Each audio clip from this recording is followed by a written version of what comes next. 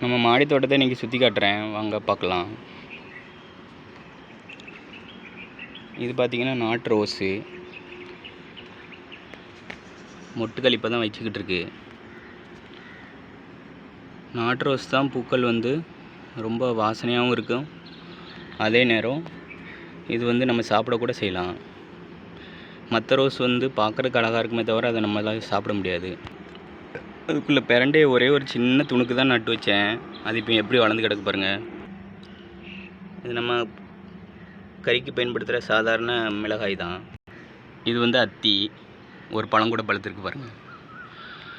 இயற்கையாக அதுவே தன்னாலே கனிஞ்சிரும். கடையில் உள்ள காயெல்லாம் பார்த்தீங்கன்னா காயிலே பறிச்சிருவாங்க, இனிப்பு அந்தளவு இருக்காது. இது பீர்க்கன் காய். சும்மா ஒரு குச்சியை நட்டு வச்சு பந்தல் போடலை, பந்தலுக்கு பதிலாக அந்த குச்சியிலே படர விட்டுட்டேன்.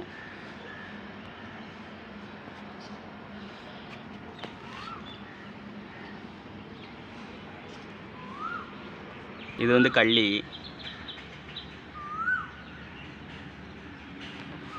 கள்ளி பிராஞ்ச் எடுத்து பக்கங்களை எடுத்து நல்லா வளர ஆரம்பிச்சிருச்சு.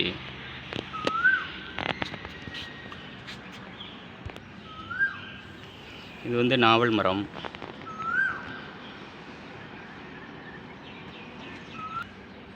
பிரண்டை ஒரு நண்பர் கொடுத்தாரு, சின்ன துணுக்கு தான் நட்டு வச்சேன். இப்போ எவ்வளோ பெருசாக பிரம்மாண்டமாக வளர்ந்துருக்கு பாருங்கள்.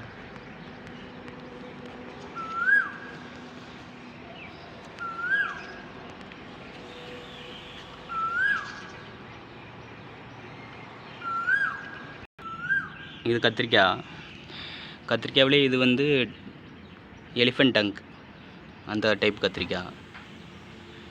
இது ஏற்கனவே அறுவடை பண்ணிட்டேன், மீதம் உள்ள காய்கள் தான் இது. இந்த பக்கம் பார்த்தீங்கன்னா பூராவே மல்லிப்பூ தான், நிறைய மொட்டுக்கள் இருக்குது.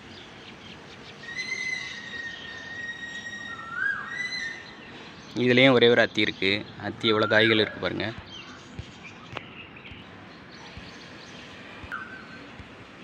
மல்லிப்பூ வாசம் ரொம்பவே அதிகமாக இருக்கும்.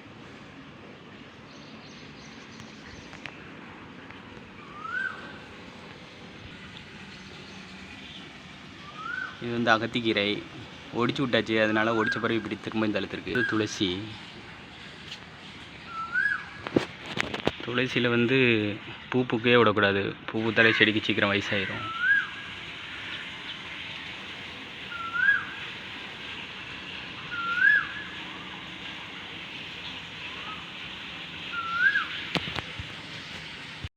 இப்போ பார்க்க போகிறது நம்ம கொய்யா தான்.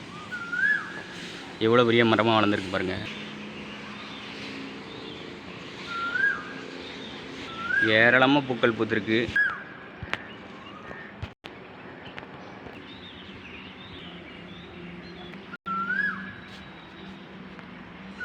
எவ்வளோ பிரம்மாண்டமாக வளர்ந்துருக்கு பாருங்கள்.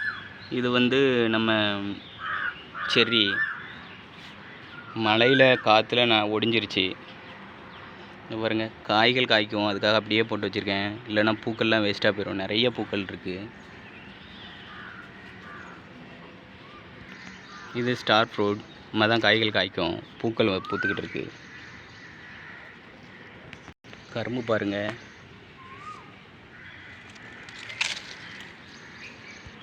மாடி தோட்டத்தில் இருந்தாலும் முருங்கைக்காய் காய் காய்ச்சிக்கிட்டே தான் இருக்குது.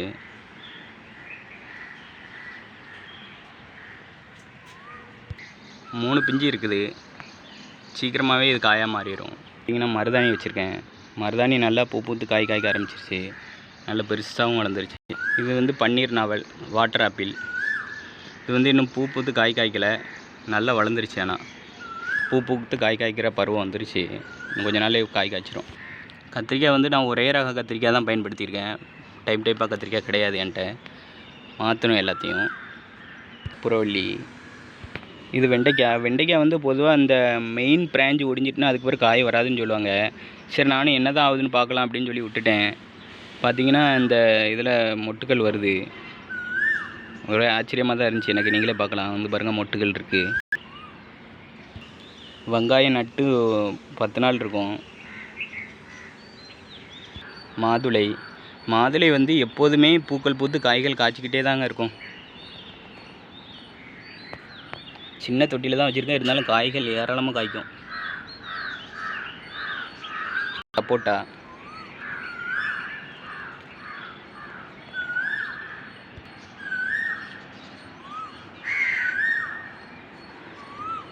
ஏராளமாக விதை இருக்குது. புதினா வந்து 2 தொட்டியில் இருக்குது. இந்த ஒன்று மல்லிகைப்பூ தொட்டியில் ஒன்று ஊடு பயிராக போட்டிருக்கேன். இன்னொன்று வந்து கீரை விதைக்கிற பேக்கில் தனியாக ஒரு கட்டிங்ஸ் எடுத்து வச்சுருக்கேன். அது பாருங்கள் எவ்வளோ பெருசாக இருக்குன்னு. எப்போதுமே புதினா இருக்கும் வீட்டு தேவைக்கு. இது இன்னொரு சுண்டைக்காய். பூச்சி வந்ததுன்னு சொல்லி கட் பண்ணி விட்டுருக்கேன். திரும்பியும் தழுக்குது. கத்திரிக்காவை பாருங்கள், ஒரு சின்ன க்ரோ பேக்கில் வச்சுருக்கேன். அப்படின்னாலும் காய்கள் வந்துக்கிட்டு தான் இருக்குது. கத்தாழை பாருங்கள், ஒரு சின்ன கவரில் வச்சேன். அது இருக்க இடம் இல்லாத அளவுக்கு ஒரு நிறைய பக்க கிளைகள் வந்துருச்சு. இது வந்து நம்ம நாட்டு கோவம்பழம். நம்ம சமையலுக்கு பயன்படுத்தலாம். இதை பழுத்தா சாப்பிட்றதுக்கும் ரொம்ப டேஸ்ட்டாக இருக்கும். இப்போ தான் தழுத்துக்கிட்டு இருக்கு. இது இன்னொரு சாதாரண மிளகாய் தான். இது வந்து ட்ராகன் ஃப்ரூட்.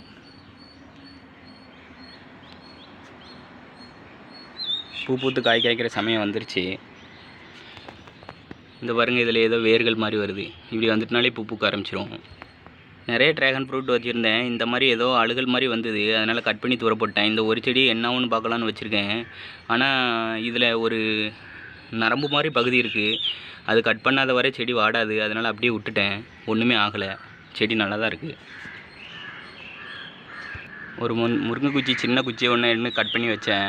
இன்னும் நிறைய கீரைகள் கிடைக்குன்னு சொல்லி கீரைக்காக தனியாகவே ஒரு குச்சியை வச்சேன். தழுத்துருச்சு. இது பார்த்திங்கன்னா ஏர் பொட்டேட்டோ. இப்போ தான் நட்டு வச்சுருக்கு. வெண்டைக்காய். இது வந்து யானதந்த வெண்டை. அதனால் நல்ல பெருசாக வளர்ந்த பிறகு தான் காய்கள் வந்து வருது. பாருங்க, காய் பூ பூக்க ஆரம்பிச்சிருச்சு வெண்டைக்காய்.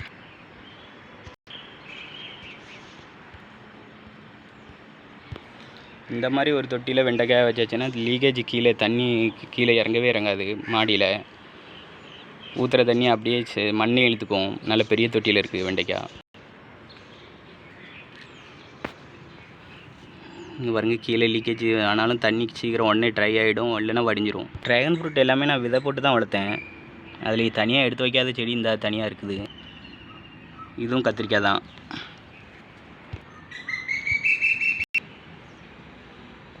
ட்ராகன் ஃப்ரூட் செடி விதை போட்டு வளர்த்ததுனால நிறையாவே என்கிட்ட இருக்குது. இது ஒரு சாதாரண மிளகாய் தான், நம்ம குழம்புக்கு பயன்படுத்துறது. தோட்டத்தில் தேனீக்களும் பார்த்திங்கன்னா நிறையாவே வர ஆரம்பிச்சிருச்சு. அதனால் கத்திரிக்காயில் பூ ஈஸியாகவே பூத்துருது, காய்கள் பிடிச்சிருது.